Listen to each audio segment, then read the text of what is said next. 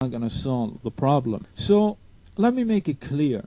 Let's make it clear for everybody. Islam does not call, does not condone, nor does it, I repeat, nor does it call for any such thing as an honor killing. Muslims who commit the act of honor killing simply do it because of their own backward cultural. What a liar you are. Peace of Christ to all. Guys, we don't give speeches, we go right away to proofs and reference. Let us open the Quran and prove that this guy is a liar like all Muslims who try to defend Islam in YouTube. Here we go. This is chapter 18. You can go and read from verse 60 all the way to the verse number 80. It's fun, by the way, because in here, by the way, you will see that the Prophet Musa, he forgot his fish, which is not fish, by the way. It is a whale.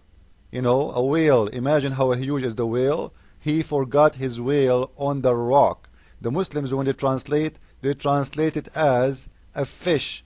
What a liar. Just because they want to cover the big fat lie in the Quran. How somebody can carry a whale when he is traveling and he put him in the rock? No problem, no problem. Anyway, this is not our topic. So in here, there is a story about a prophet, his name Al-Kawthar. Al-Kawthar. And before I tell you the story, I want to explain to you from the Quran. Actually, I'm not going to explain it. You will read it with me. That this prophet, he was one of the most, like one of the biggest of his time as a prophet of Allah. Even Musa himself is learning from him. Where we see that? If we go and read, we will see. Talking about Musa in his trip, they found one of our slaves. Who is that slave? The Prophet Al-Kawthar, into whom we had given mercy from us. So he have a lot of mercy. This prophet, man, he is full of mercy. Like, you know, you open his pocket, there is mercy there. You open his wallet, there is mercy. You open even the boogers in his nose, it's mercy. Mercy everywhere. Even when he do poo-poo, mercy drop. And we will show you how much merciful he is. And had taught him the knowledge from our presence. So this guy, Allah, he gave him the knowledge. And by the way, if you don't like the translation, Muslims, we can change it, no problem. You see, whatever you want. This is Dr. Mohsen, and this is a Quran Explorer website. This is not my website, remember. Anyway, so we will see in here, because I know Muslims will say, oh, you know, this is false. This is Quran Explorer website. This is an Islamic website, not mine. Let us continue. Here we go. So, in here, we will see the following. That and here Allah saying about him that he gave him all the mercy, he gave him all the wisdom and the knowledge, and even Musa himself, he want to follow Al-Kawthar. So he asked him if he can follow him and learn from him. So imagine how great this prophet, Musa himself, he want to learn from him. So Al-Kawthar said, you know, you will not have enough patience with me. I'm too much. Musa, he said, I want to follow you, no problem. Then we go all the way down and we see the story of the boy who Al-Kawthar he killed. And remember, Allah, he gave him what? A lot of mercy. A lot of what? A lot of mercy. Like mercy, as I said, everywhere. Then both proceed till they meet a boy. He, Khidr, kill him. Musa said, have you killed an innocent person? Like even Musa don't understand why. Like they just meet him, they don't know. They are stranger from the land, even they are not from that country. He saw a boy, he slew him. Oops. Now let us see why he slew him. If you go down to the verse number 79, he's explaining. Now Al-Kawthar is explaining to the Prophet Musa. Al-Kawthar is a prophet too, but he is the master. Musa is a student for him. And as for the boy, his parents were believers, and we feared lest he should oppress them. He feared that when he grow up, this boy, he will dishonor his family. He did not do it yet. Imagine, he did not do it. But remember, because Allah, he gave him the wisdom and he gave him the knowledge. So the prophet, he in here saying, this boy, when he grow up, he will be an infidel. So I killed him. So he will dishonor his family by dishonoring Allah. In Islam, the honor killing, it's not about honoring a person. It's about dishonoring Islam itself. So the family take action. If you dishonor Islam, if you dishonor Allah, it's a dishonor to the family too. and it is not from their mind. Remember, in Islam, nobody is allowed to kill if it's not permitted to him to kill. Otherwise, he himself will be killed. This is why in the Middle East, if you kill your own daughter or your own son for doing something bad, you don't go to jail. Because this is an Islamic law. No jail for someone he killed his son or his daughter, especially if it's a female, for an honor killing. Because she or he did dishonor Allah, not only the parents. So it's permitted for them to kill anytime they want. As long the reason is dishonoring Allah. How you dishonor Allah? If you say, like now, I say Allah is false. According to Islam, it's okay to kill me. If I say Muhammad is false, according to Islam, it's okay to kill me. Or if I do something bad, according to Islam, like if the parents they want the girl to not to wear jeans, to wear Islamic clothes.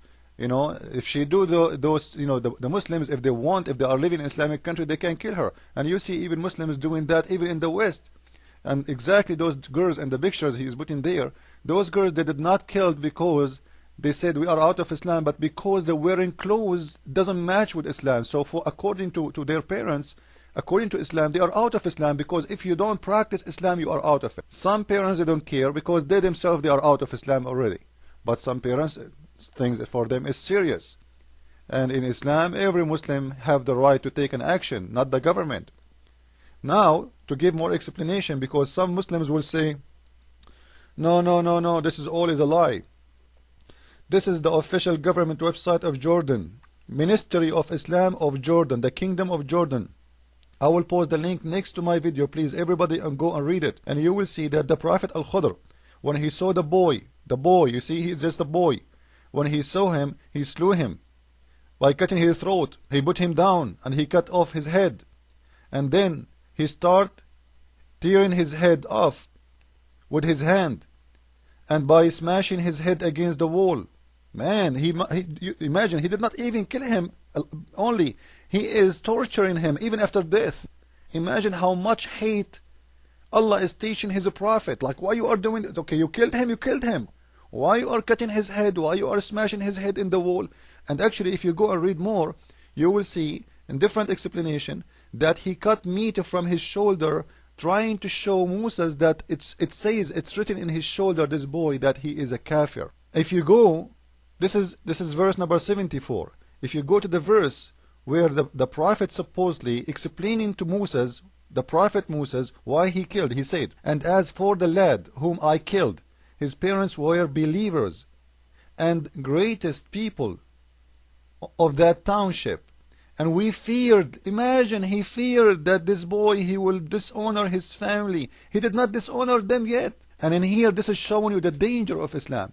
They killed a boy because they feared, not because he did. He is still innocent. Remember, the verse saying he's an innocent. So even before you do your crime in Islam, you might be killed if they fear that you might be not good for them. This is the most dangerous ever religion. If somebody fear, like remember Surah 4 verse 34, where it says fear their disloyalty, like the man, he can beat his wife because he fear her disloyalty by disobedience. Like if he say to her, cook for me, and she say, okay, I'm going to cook, but he did not like the tone of her voice, he can beat her because he fear. She did not do a crime yet, she did not disobey him yet, because he fear. So before they do the action, they can punish you. And this is the madness of Islam. How you can kill somebody for a crime he did not do yet? He did not do it. He's innocent. He's just a little boy. He did not grow up. This is how dangerous it is. And actually, if you think about it, this is showing us how filthy it is God. This is Ibn Kathir. You can go and read there. This is the website of Islamic Ibn Kathir, not me. And here you will see that this is a big fat lie. Do you know why? Because if Allah, He want to kill every boy before he grow and leave Islam, every girl before she grow and leave Islam. How come there is millions and millions and billions of people, they are growing and they are out of Islam? Why this boy alone? Simply because all of it is a lie. Because if Allah, He fear any boy to grow and dishonor his Islamic family, He should not allow any boy grow from those who will dishonor his family. So the whole story is just a lie made by the one who made the Quran, showing us the ignorance of Allah and the hate, and how much this book is teaching hate. even against their own children. Which means, you know what, you should be willing to kill your son if you fear that maybe one day he will dishonor Islam.